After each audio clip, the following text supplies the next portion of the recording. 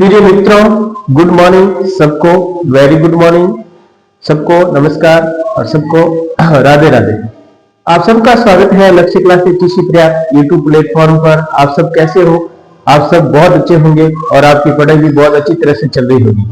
इसी के साथ अपन कर रहे हैं कक्षा 10 के गणित का अध्याय नंबर 3 दो चर वाले रैखिक समीकरण, जिसमें प्रश्नावली 3.2 का क्वेश्चन नंबर 2 कर रहे हैं।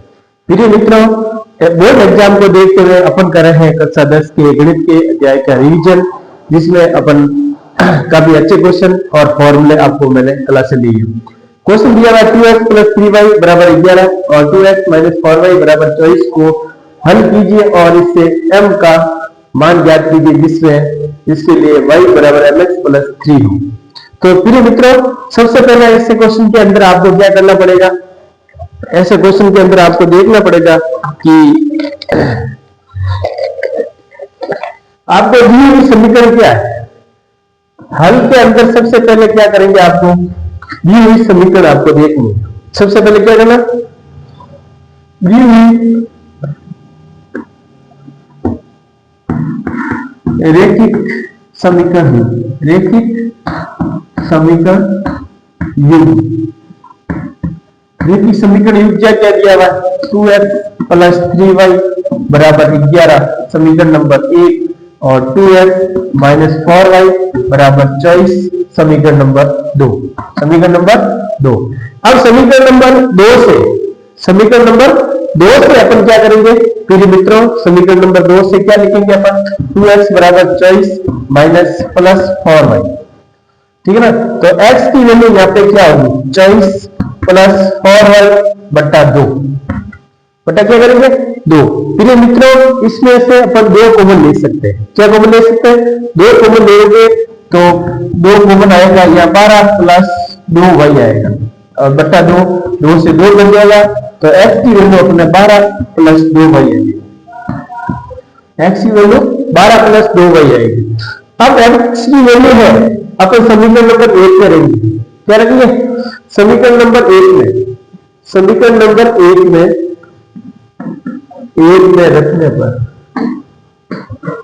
रखने पर ये प्रतिस्थापन विधि से अपन सॉल्व करेंगे क्वेश्चन। फिर समीकरण नंबर 1 आपके सामने है।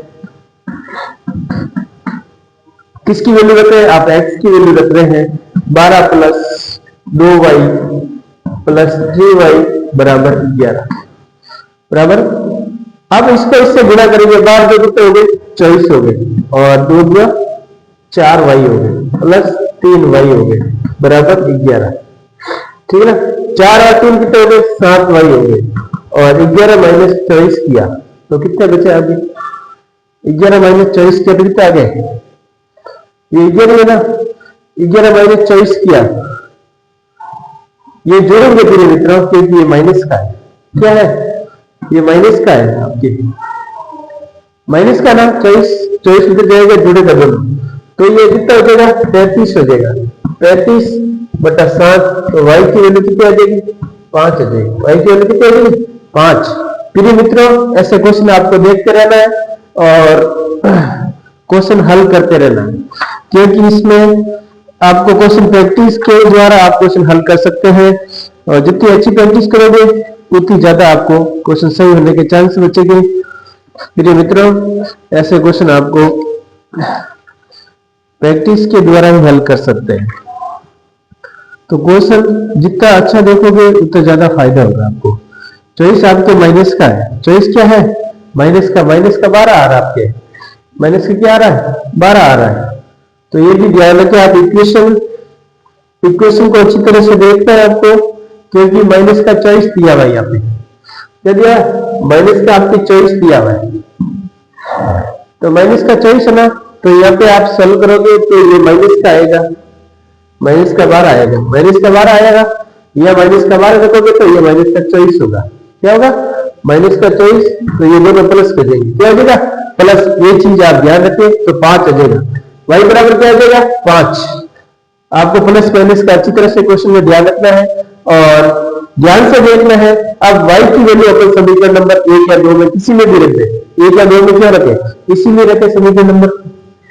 y की वैल्यू यहाँ पे रख दे आप तो y की वैल्यू यहाँ पे इस समीकरण में 3 में रखने पर तो -12 प्लस 2y, तो y की वैल्यू कितनी है आपके, y की वैल्यू 5 है, 5 में कितने हो गए, 5 में 10 हो गए, तो 10 12 में से 10 के -2, x की वैल्यू कितनी आ गई आपके, -2 आ गई है। फिर मित्रों x की वैल्यू आपके -2 आप प्राप्त हो गई।